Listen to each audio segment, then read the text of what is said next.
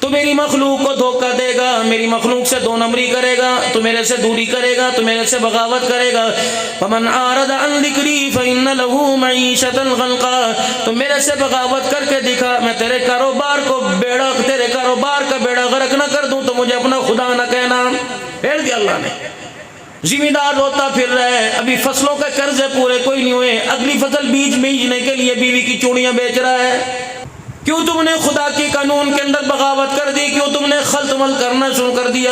یقین جانو پروردگار عالم نے ہماری سوچوں کو، ہمارے مشوروں کو اللہ نے ناکامیوں بنا کر ہمارے سروں کے اوپر ڈال دیا۔ آج میرے عزیزو اللہ کی قسم جوان بڑھاپے کا اظہار کر رہے ہیں، آج سر کے بال سفید ہیں، داڑھی کے بال سفید ہیں۔ آج میرے عزیزو خدا کی قسم اپنی زندگی کو، اپنی مایوسی کو چھپانے کے لیے بیوٹی پارلر کا یا بیوٹی کریموں کا سہارا لے رہا ہے۔ اپنی زندگی کے ارمانوں کو چھپانے کے لیے داڑھی پہ قلم لگا کے پھر رہے، میں جوان ہوں۔ حالانکہ اس جوانی نے، بچوں کی گھوری نے، بیٹیوں کے سر سے دوپٹہ اترنے نے توڑ کے رکھ دیا ہے۔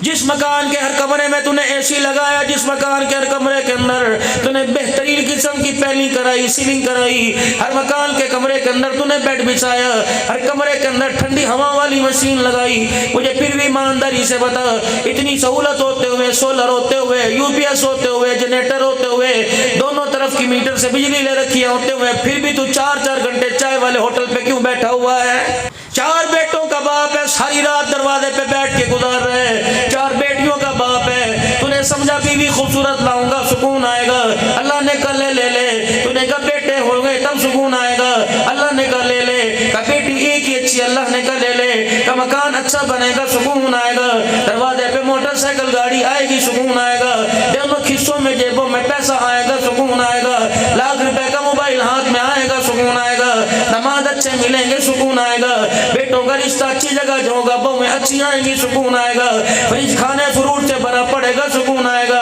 اللہ نے کہا فرشتوں جو مانگ رہے اس کے مانگنے سے پہلے بھر دو، لیکن اے میرے فرشتوں اس نے سکون ان چیزوں سے مانگا، حالانکہ سکون تو میں نے اپنے پاس رکھا ہوا ہے، اے فرشتوں ساری چیزیں دے دوں گا، لیکن جب تک میرے آگے روکے نہیں دکھائے گا میں سے سکون کا سانس بھی لینے کو ہی نہیں دوں گا۔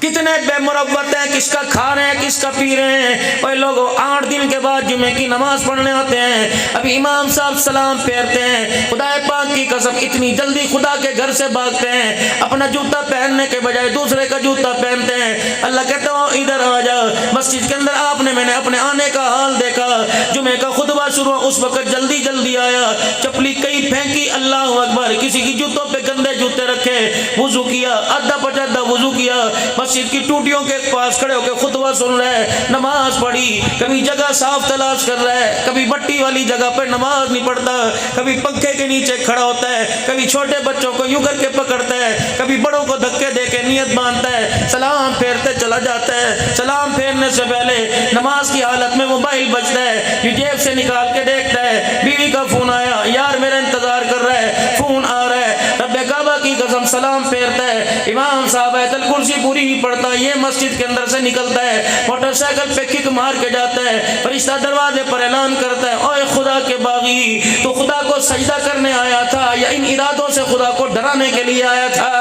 کیا تھانے کے اندر جائے گا تیرا یہ انداز ہوگا، میونسپل کمیٹی میں جائے گا تیرا یہ انداز ہوگا، اپنے بڑے کے سامنے کھڑا ہوگا تیرا یہ انداز ہوگا، اپنے استاد کے سامنے تیرا یہ انداز ہوگا، اپنے پیر کے سامنے تیرا یہ انداز ہوگا، تو کتنا بڑا باغی ہے، تو کتنا بڑا اللہ کا نافرمان ہے، تو کتنا بڑا دھوکے باز ہے، جانور کے آگے 4 گھنٹے کھڑا ہوتا ہے لیکن خدا کے آگے 10 منٹ کھڑے ہونے کو تیار نہیں، پھر میں تجھے قبر میں سے نکال کر مارتا ہوا جہنم میں لے جاؤں گا، پھر میں تجھے کہوں گا ما سلککم فی سقر، بتا میرا بندہ، میں نے تو تجھے اللہ اکبر ایک تیرا رشتہ اپنے ساتھ جوڑا بندہ بنایا، ایک رشتہ مدینے والے کے ساتھ جوڑا امتی بنایا، ایک رشتہ تیرے قرآن کے ساتھ جوڑا، ایک رشتہ مکہ مدینے کے ساتھ جوڑا، رشتہ تیرا ماں باپ کے ساتھ جوڑا، حلالی خاندان کے ساتھ جوڑا، عزت آبرو پر رکھنے والے لوگوں کے ساتھ جوڑا، ما سلککم فی سقر،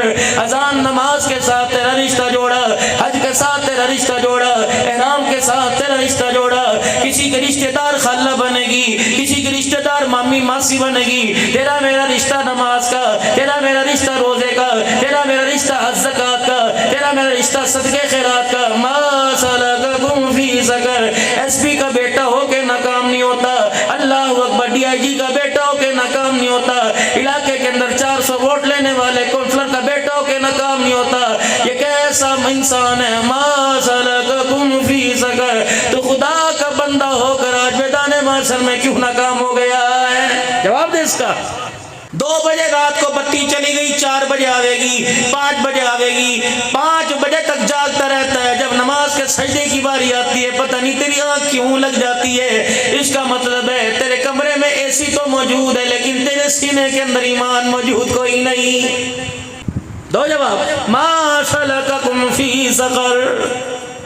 اخسؤوا فیہا ولا تکلمون. چلو آؤٹ. نکلو کمرے سے باہر. عزی نہیں دیکھوں گا, تیری سنوائی نہیں سنوں گا, تیری سفارش میں قبول نہیں کروں گا.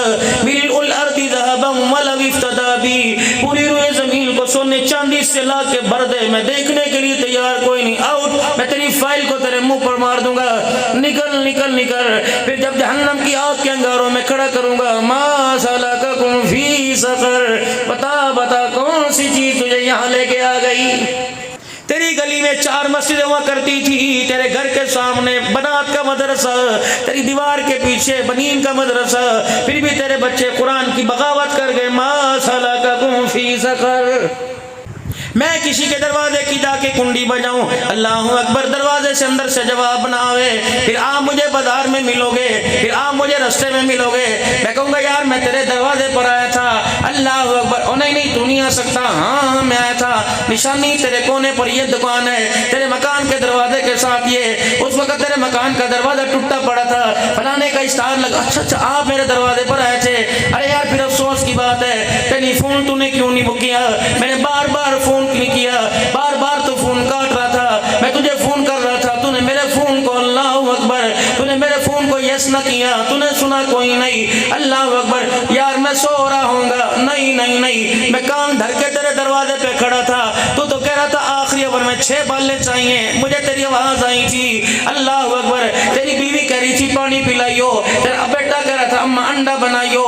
اللہ اکبر. میں بار بار تیرے دروازے پہ دونوں ہاتھوں سے تپھیڑے مار رہا تھا اور میں کہہ رہا تھا آ جا آ جا, آج میرے لیے دروازہ کھول دے, میں کل تیرے لیے خدا سے جنت کے دروازے کھلوا دوں گا.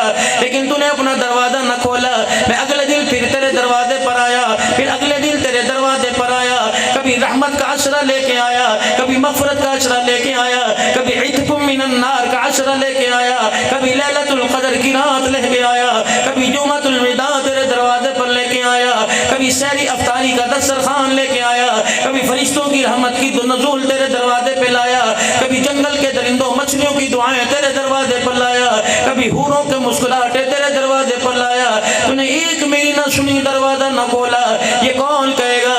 یہ اللہ کا قرآن کہے گا, قیامت کے دن کہے گا الہی رمضان کا چاند نظر آیا, میں نے یہ نہیں دیکھا امیر غریب ہے, میں نے 2 طرفہ معاملہ کیا, 1 طرفہ نہیں کیا. میں نے یہ نہیں دیکھا ریڑھی بان ہے, میں نے یہ نہیں دیکھا یہ سیدوں کا گھر ہے, میں نے یہ نہیں دیکھا میں کشمیریوں کا گھر ہے. الہی 9 بجے میں ان کے دروازے پہ چلا جاتا تھا, 8:15 بجے میں دروازے پہ جاتا تھا. اللہ میں رو کے بھی ان کو دکھاتا تھا, میں دھاڑے مار مار کے بھی دکھاتا تھا, تیری رحمت کی میں بہاریں بھی ان کو دکھاتا تھا. میں انہیں نیکیوں کا لالچ بھی دیا کرتا تھا, میں جنت الفردوس کا لالچ دیا کرتا تھا. الہی 30 دن تک 1.25 گھنٹہ میں ان کا دروازہ بجاتا رہا. الہی جنہوں انہیں اللہ جس طرح انہوں نے میرے لیے دروازہ نہیں کھولا, آج دیکھنا بھی گوارا نہ کر. رب کعبہ کی قسم ہے, پھر تو پیر و ولی استاد اور شیخ و سید ہو, اس دن اللہ تیری میری نہیں سنے گا, اپنے قرآن کی سنے گا اور اعلان کرے گا جس طرح انہوں نے تیرے لیے دروازہ نہیں کھولا, آج میں ان کے لیے رحمت و جنت کا دروازہ نہیں کھولتا. ما سلککم فی سقر. پھر پوچھا جائے گا یہ تو تمہارا ڈیرا نہیں تھا, تمہارا ڈیرا تو وہ تھا یقوت کے موتیوں کا تھا, تمہارا ڈیرا تو اللہ اکبر شنیل کی رضائیوں بستروں کا تھا, تمہارا ڈیرا تو 70 حوروں کی خدمت گاریوں کا تھا, تمہارا ڈیرا تو وہ تھا. تیرے بوئے کے آگے سے شہد شراب کی نہریں جا رہی تھی, تیرے بوئے کے آگے سے پاک نہریں جا رہی تھی, دودھ کی نہریں جا رہی تھی. یہ کہاں آ کے پڑ گیا کہ اللہ اکبر جہنمیوں کے نیچے پیشاب والی پخانے والی جگہ سے جو گند نکالا جا رہا ہے وہ تجھے پلایا جا رہا ہے. یہ کہاں آ کے پڑ گیا پڑتی ہے, کھلڑی اترتی ہے, اس میں پیپ بنتی ہے, وہ تجھے بلایا جا رہا ہے. حالانکہ اللہ اکبر تیرے لیے تو شراباً طہورا کا وعدہ کیا, تیرے لیے تو زنجبیل کا وعدہ کیا. یہ کہاں آ کے تو پڑ گیا؟ اللہ اکبر. پھر تیرے میرے پاس کیا جواب ہوگا جب خدا کا قرآن کہے گا ما سلککم فی سقر؟ بتائیے اتنی خدا کی نعمتیں چھوڑ کے یہاں کے کیوں پڑ گیا ہے؟ کیا جواب ہے ہمارے پاس؟ کہتا یار مجھے ارمان کوئی نہیں. اللہ اکبر. اکیلے سے سمجھا لیتا, کمرے میں بیٹھ کر سمجھا لیتا, مجھے علیحدہ سمجھا لیتا, میرے بچوں کا تو خیال کرتا, میرے ووٹروں کا تو خیال کرتا, اللہ اکبر میرے رشتہ داروں میرے محلے کا تو خیال کرتا. لیکن میرے عزیز اللہ اکبر, قیامت کا دن ہوگا, محلے دار بھی کھڑے ہوں گے, رشتہ دار بھی کھڑے ہوں گے, پڑوسی بھی کھڑے ہوں گے, بہن بھائی بھی کھڑے ہوں گے, ماں باپ بھی کھڑے ہوں گے, نبی بھی کھڑے ہوں گے, نبیوں کے سردار بھی کھڑے ہوں گے. ابھی تم صدیق کی بات کر رہے تھے, ابھی تم عمر کی بات کر رہے تھے. آسمان کے ستاروں کے برابر نیکیاں ایک رات کی نیکی کا مقابلہ نہیں کر سکتی.